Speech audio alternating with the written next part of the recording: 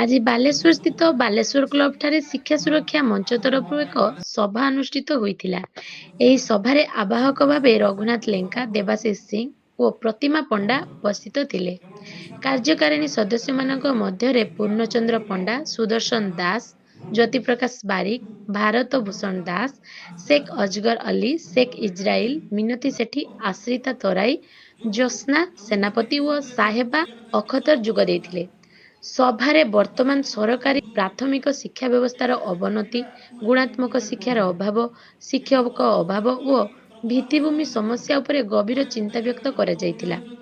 ଅନେକ ଛାତ୍ରଛାତ୍ରୀ ଉଚ୍ଚ ଶ୍ରେଣୀକୁ ଯାଇଥିବା ସତ୍ତ୍ୱେ ମୂଳଭୂତ ପାଠ ପଢ଼ିବା ଓ ଲେଖିବାର ଅସମର୍ଥ ହେଉଥିବା ଉଲ୍ଲେଖ କରାଯାଇଥିଲା।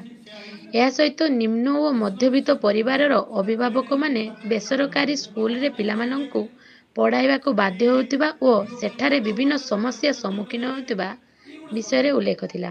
ଏହା ଏକ ଅଣରାଜନୈତିକ ସଂଗଠନ ଭାବେ କାମ କରି ସରକାର, ପ୍ରଶାସନ ଓ ସମାଜର ଦୃଷ୍ଟି ଆକର୍ଷଣ କରିବ। ଆଗାମୀ ଦିନରେ ଯଦି ସେମାନଙ୍କ ଦାବି ଉପରେ ପଦକ୍ଷେପ ଗ୍ରହଣ ନ ହୁଏ, ତେବେ ସେମାନେ ଆନ୍ଦୋଳନରେ ବସିବେ ବୋଲି ସଚେତନ କରିଛନ୍ତି। ରଘୁନାଥ ଲେଙ୍କା ଶିକ୍ଷା ସୁରକ୍ଷା ମଞ୍ଚ ଗଠନ କରିବାର ମୂଳ ଉଦ୍ଦେଶ୍ୟ ହେଉଛି ପ୍ରାଥମିକ ସ୍ତରରେ କେବଳ ଶିକ୍ଷା ନା ବାହାନା ଚାଲିଛି। ସରକାର କୋଟି କୋଟି ଟଙ୍କା ଖର୍ଚ୍ଚ କରୁଥିଲେ ସୁଦ୍ଧା ଶିକ୍ଷା କ୍ଷେତ୍ରରେ ଯେତିକି ପାରଦର୍ଶିତା ରହିବା କଥା ଏବଂ ଶିକ୍ଷାର ମାନ ଯାହା ହେବା କଥା ନ ହେଉଥିବା କାରଣରୁ ଆମେ ମର୍ମାହତ ଏବଂ ଶିକ୍ଷାର ଅଗ୍ରଗତି ନ ହେଉଥିବା କାରଣରୁ ଆଜି ଏ ସମାଜ ବହୁ ଭାବେ ମାନେ ବହୁତ ସମସ୍ୟାର ସମ୍ମୁଖୀନ ହେଉଛୁ। ସେଥିପାଇଁ ଏ ଶିକ୍ଷା ସୁରକ୍ଷା ମଞ୍ଚ ଗଠନ କରିଛୁ।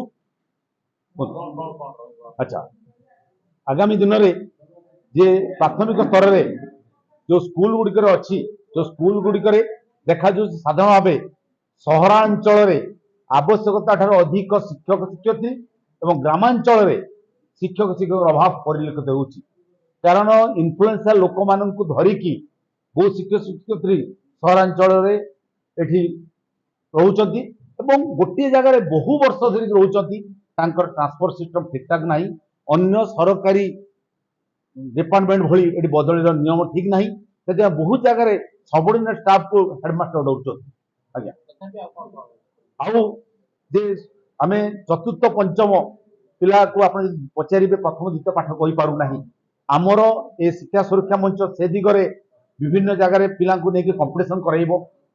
ସ୍କୁଲ ଦେଖିବେ ବହୁତ ପ୍ରକାର ପାଠ ପଢ଼ାଯାଏ ସାଧାରଣ ଭାବେ, କିନ୍ତୁ ଗୋଟେ ପଞ୍ଚମ ଶ୍ରେଣୀ ପାସ୍ କରି ସାରିଲା ପରେ ବେସିକ କଥା ବର୍ଣ୍ଣବୋଧରେ ଲେଖିପାରୁଥିବ, ଆମେ ଡାକିବା ଯାହା ଗୋଟେ ବାକ୍ୟ ଗଠନ ଲେଖିପାରୁଥିବ, ପଣିଖିଆ ଲେଖିପାରୁଥିବ, 1 2 ରୁ 100 ଲେଖିପାରୁଥିବ, ସେଥିରେ ଅସମର୍ଥ ସେମାନଙ୍କୁ ଆମେ କମ୍ପିଟିସନ କରାଇବୁ ଏବଂ ଯୋଉ ଯୋଉ ସ୍କୁଲ ପିଲା ତାଙ୍କର କ୍ୱାଲିଟି ଆମେ ଦେଖିବୁ, ଯେତେବେଳେ ଆମେ ଟେଷ୍ଟ କରାଇବୁ, କମ୍ପିଟିସନ କରାଇବୁ, ଯେତେବେଳେ ଆମ ଦୃଷ୍ଟିକି ଆସିବ ଯେ ଏଇ ସ୍କୁଲର ପାରଫର୍ମାନ୍ସ ଭଲ ହେଉନାହିଁ, ସେଗୁଡ଼ାକୁ ଆମେ ଡିଓକୁ ଅବଗତ କରାଇବୁ ଏବଂ ଯେଉଁମାନେ ବହୁ ବର୍ଷ ଧରି ତାଙ୍କ ନିଜ ପ୍ରତିପତ୍ତି ବିସ୍ତାର କରିକି ପାଠ ପଢ଼ାଉନାହାନ୍ତି ସେମାନଙ୍କୁ ଡିଓ ଠାରେ ଆମେ ଦାବି ରଖିବୁ ସେମାନଙ୍କୁ ତୁରନ୍ତ ବଦଳି କରନ୍ତୁ ଏବଂ ଅନ୍ୟ ଜାଗାରୁ ଟିଚର ମାନେ ସହରକୁ ଆସନ୍ତୁ, ସହରରୁ ଗ୍ରାମାଞ୍ଚଳକୁ ଯାଆନ୍ତୁ, ତାହେଲେ ଯାଇକି ଶିକ୍ଷା ବ୍ୟବସ୍ଥାର ଉନ୍ନତି ହେଇପାରିବ।